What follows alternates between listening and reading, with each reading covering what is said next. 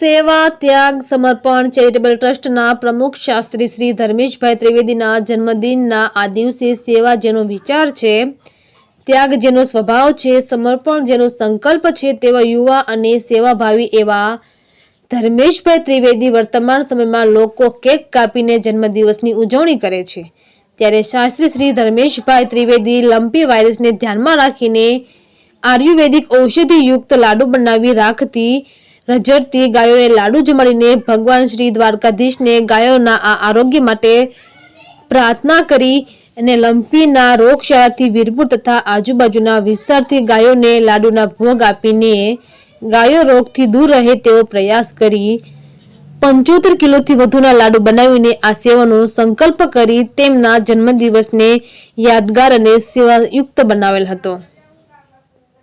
Reporter Bhagyesh Dobariya, Virpur. જય જલારામ, જય શ્રીરામ, જય મા વેદ માતા ગાયત્રી। આજનો દિવસ એટલે 4 ઓગસ્ટ।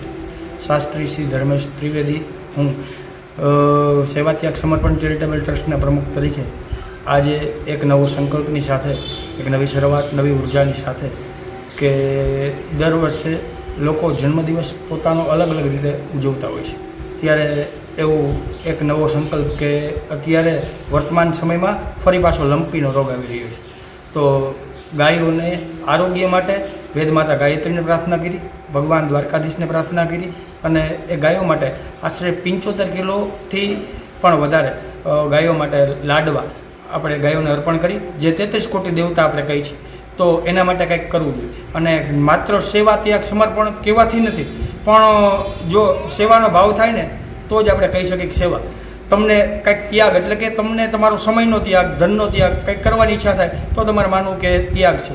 અને સમર્પણ ક્યારે થાય તો કે તમારી પાસે જ્યારે ભક્તિ આવે, શ્રદ્ધા આવે અને શક્તિ આવે ત્યારે સમર્પણનો ભાવ થાય। એટલે એવું સેવા ત્યાગ સમર્પણ ચેરિટેબલ ટ્રસ્ટ આજે ગાય માતાને ભગવાન દ્વારકાધીશ લંપીના રોગમાંથી મુક્તિ આપે અને દ્વારકાધીશના ચરણોમાં પ્રાર્થના કે આવા સેવા કરવાના મને અવસર અપાવે અને મારી સાથી મિત્ર ટીમ બધા આવા જ સેવાના કાર્ય કરે એવી શુદ્ધ પ્રાર્થના। જય મા ગાયત્રી, જય દ્વારકાધીશ।